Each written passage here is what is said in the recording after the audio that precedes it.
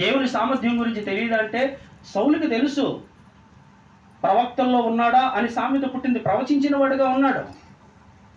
కానీ మరి ఎందుకు వెళ్ళాడు అంటే కనుక రాయబడిన మాట ఏంటో తెలుసా? దేవుని ఆత్మ దూరం అయిపోయి, చెప్పండి, దురాత్మే సౌల్లోనికి వచ్చిందంట. సౌల్లోనికి వచ్చిందంట అంటే ఈరోజు దేవుని శక్తి సామర్థ్యాలు తెలియకుండా దేవుని దగ్గరికి వెళ్లకుండా ఉన్నాము అంటే కనుక మనల్ని ఎవరిలో లీడ్ చేస్తున్నారు, మనల్ని ఎవరో నడిపిస్తున్నారు. ఎవరు నడిపిస్తున్నారు అని వాక్యాన్ని ముందు పెట్టుకుని ఆలోచన చేస్తే దురాత్మే సౌల్ని నడిపించింది. దేవుడైతే వెళ్ళమని చెప్తాడా? ఆయనకంటే శక్తిమంతుడు ఉన్నాడా? లేడని చెప్తుంది వాక్యం. సౌలే కాదు, ఇశ్రాయేలు ప్రజలు కళ్ళారా దేవుని శక్తి సామర్థ్యాలు చూశారు. పంపించిన ఆహారం ఆరగించారు. అరణ్య ప్రదేశంలో బండ నుంచి మధుర నీళ్లను పానీయము చేశారు. కానీ వారి హృదయాలు ఏం చేసుకున్నారంట? చదవండి అన్నమాట. 8వ వచనం.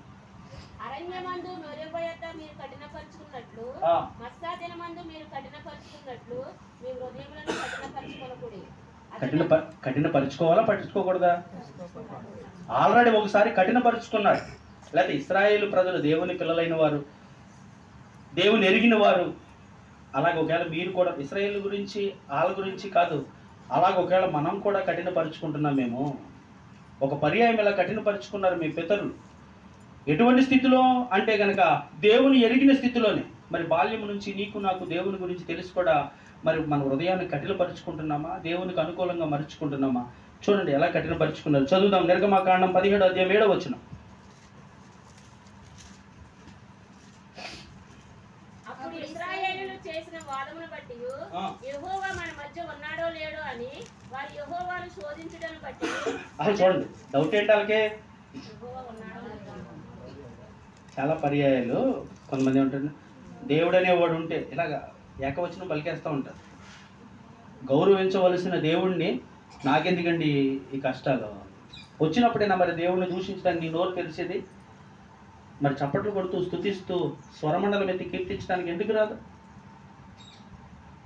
దేవుని శోధించారంట. మరి నువ్వు కూడా అటువంటి శోధనలో ఉన్నావేమో, అటువంటి శోధించే మనసుతో ఉన్నావేమో. అయితే నీ మనసు కఠినపరచబడి, నీ హృదయం కఠినపరచబడి ఉంది అని చెప్తున్నాడు. సంఖ్యాకాండము చూడండి 14వ అధ్యాయము 11వ వచనం. యెహోవా ఎన్నాళ్ళ వరకు ఈ ప్రజలు నన్ను ఆలక్ష్యము చేయుదురు? ఎన్నాళ్ళ వరకు నేను వారి మధ్యన చేసిన సూచక క్రియలన్నిటిని చూసి. దేవుడే అంటున్నాడు, ఎన్నాళ్ళు మీరు నన్ను తెలుసుకోకుండా ఉంటారు. చదువు. యెహోవా ఎన్నాళ్ళ వరకు ఈ ప్రజలు నన్ను ఆలక్ష్యము చేయుదురు? ఎన్నాళ్ళ వరకు నేను వారి మధ్యన చేసిన సూచక క్రియలన్నిటిని చూసి నన్ను నమ్మకయుందురు? 22వ వచనం కూడా చదువు. నేను ఐగుప్తులోను అరణ్యములోను చేసిన సూచక క్రియలను, నా మహిమను చూసిన ఈ మనుషులందరూ ఈ 10 మారులు నా మాట వెనుక నన్ను పరిశోధించిరి. 27వ వచనం కూడా చదువు. నాకు విరోధముగా సలుగుచుండు ఈ చెడ్డ సమాజమును నేను ఎంతవరకు సహింపవలెను? ఇశ్రాయేలీయులు నాకు విరోధముగా సలుగుచున్న సలుగులను వినియున్నాను. 33వ వచనం కూడా చదువు. మీ శవములు అరణ్యంలో క్షయమగు వరకు, మీ పిల్లలు అరణ్యంలో 40 ఏళ్ళు తిరుగులాడుచు. 34వ వచనం కూడా చదువు. మీరు ఆ దేశంలో సంచరించి చూసిన 40 దినముల లెక్క ప్రకారము దినమునకు 1 సంవత్సరము చొప్పున 40 సంవత్సరములు మీ దోష శిక్షను భరించి చాలు. నేను మిమ్మల్ని దోషిస్తాను. ఎందుకు వచ్చింది అంటే 40 రోజులు తిరిగిన దేశం అంట. 40 రోజుల్లో తిరిగిన దేశము ఎన్ని సంవత్సరాలు పట్టేసింది? 40 సంవత్సరాలు పట్టేసింది. 40 రోజులు తిరిగి ఆ దేశంలో ప్రాముఖ్యమైనవి ఆ పంటలు ఎలా ఉన్నాయి, ఈ దేశ విధి విధానాలు ఏంటి అంటే కనుక వారు తెలుసుకున్నది నిజంగా ఆ పాలు తేనెలు ప్రవహించే దేశంలో, కానాను దేశంలో ఒక్కొక్క ద్రాక్ష గెల 2 మోసేవారంట. మరి తిరిగి వచ్చిన తర్వాత దాంట్లో 10 మంది వెళ్ళారు. 10 మందిలో యనమండుగురు ఏం చెప్పారంటే వారు నెఫీలీలుగా ఉన్నారు. నెఫీలీలు అంటే భూమి మీద బలాత్కారులు, బలవంతులు అని. వారిని మించిన బలవంతులు లేరు. అలా ఉన్నారు. వారి ముందు మనం ఎలా ఉంటామంటే మిడతల్లాగా ఉంటామని చెప్పారు. కానీ యెఫున్నె కుమారుడైన కాలేబు, నూను కుమారుడైన యెహోషువ ఏం చెప్పారంటే ఆ దేశాన్ని దేవుడు మనకిస్తున్నాడు. ఈ 40 రోజుల్లో తిరిగింది 40 సంవత్సరాలు పట్టేయటానికి కారణం ఏంటంటే దేవుణ్ణి శోధించాడంట. దేవుణ్ణి శోధన పని ఎవరిది? అపవాదిది. వాడు శోధకుడు, వాడు శోధించేవాడు. నీవు కూడా దేవుణ్ణి శోధిస్తున్నావంటే వాడితో ఏకీభవిస్తున్నావు. నువ్వు ఎందుకు శోధిస్తున్నావు అంటే గనక పశ్చాత్తాపపడవలసిన నీ హృదయం ఏమైపోయిందంట? కఠినమైపోయింది. ఈ అధ్యాయంలో చాలా విలువైన సంగతులు ఉన్నాయి. నా జీవితంలో ప్రతి దాని మీద దేవుడు అధికారం ఇస్తానంటున్నాడు.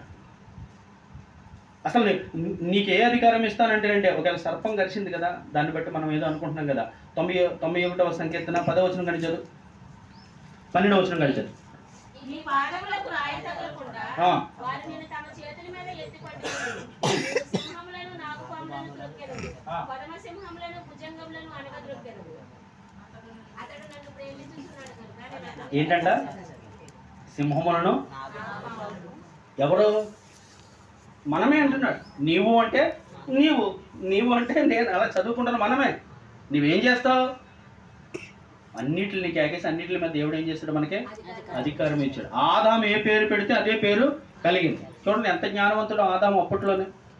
నువ్వు ఒకవేళ దేనికైనా పేరు పెట్టాలంటే ఎన్ని తలకిందులు అవుతావు. కానీ ప్రతి జంతువు తీసుకొచ్చినప్పుడు ప్రతి దానికి ఆదాము మనం చాలా తక్కువగా మాట్లాడుతూ ఉంటాం, ఆజ్ఞని మీరడని. ఎంత జ్ఞానం చూడండి. ప్రతి జలచరము కంటే లేదా ప్రతి భూమి మీద ఉండే జంతువు కంటే పేర్లు ఆదామే పెట్టాడు. క్లియర్గా రాయబడింది. అతను ఏ పేరు పెడితే ఆ పేరే. అలాంటి వీటిల్లో నాశనాన్ని లేదా నీకు కష్టాన్ని కలిగజేసి వాటిపైన దేవుడు అధికారం ఇస్తే వాటి గురించి భయపడుతున్నావు. ఎందుకు అంటే కనుక దేవుని శక్తి సామర్థ్యాలను నీవు ఎరగట్లేదు కనుక, నీవు దేవుణ్ణి శోధించే మనసుతో ఉన్నావు కనుక, లేకపోతే దేవుణ్ణి గ్రహించలేని హృదయం కఠినపరుచుకుని ఉన్నావు కనుక. అందుకనే చిన్నదానికి భయపడుతున్నావు, పెద్దదానికి భయపడుతున్నావు. చిన్న వ్యాధికి భయపడుతున్నావు, పెద్ద కష్టానికి లేదా చిన్న కష్టానికి, ప్రతి దానికి కూడా భయం అనేది నీ జీవితంలో ఉంది. భయపడొద్దు అని సంవత్సరానికి 65 రోజులు నీ జీవితంలో ఉంటే, పరిశుద్ధ గ్రంథంలో 365 రోజులు నీ జీవితంలో ఉంటే 366 సార్లు కంటే ఎక్కువ భయపడొద్దు అని పరిశుద్ధ గ్రంథంలో దేవుడు అభయమిస్తూ ఉన్నాడు. కానీ మనం భయపడుతున్నట. దేవుడు ఏం చెప్తాడు తెలుసా? నీవు సింహములను, కోదమ సింహములను అనగదొక్కుదువు, నాగుపాములను అనగదొక్కుదువు. అలాగా ఎవరైనా చేశారా? వాటిపైన అధికారం ఉందా అని 2-3 సందర్భాలు నేను చెప్పేసి వాక్యాన్ని ముగిస్తాను. ఇప్పటి వరకు చెప్పిన ఉపోద్ఘాతం ఏంటి తెలుసా? ఇశ్రాయేలు ప్రజలను ముందు పెట్టుకున్నాం, వారిని పరిపాలించిన సౌలు రాజును గుర్తు చేసుకున్నాం. వారి హృదయం ఎందుకు కఠినపరచబడింది మనము గ్రహించాము. కఠినపరచబడినందుకు 40 సంవత్సరాలు అరణ్యంలో తిరిగారు, 40 రోజులు వెళ్ళిపోవలసిన కానాను దేశానికని మనం గుర్తు చేసుకున్నాం.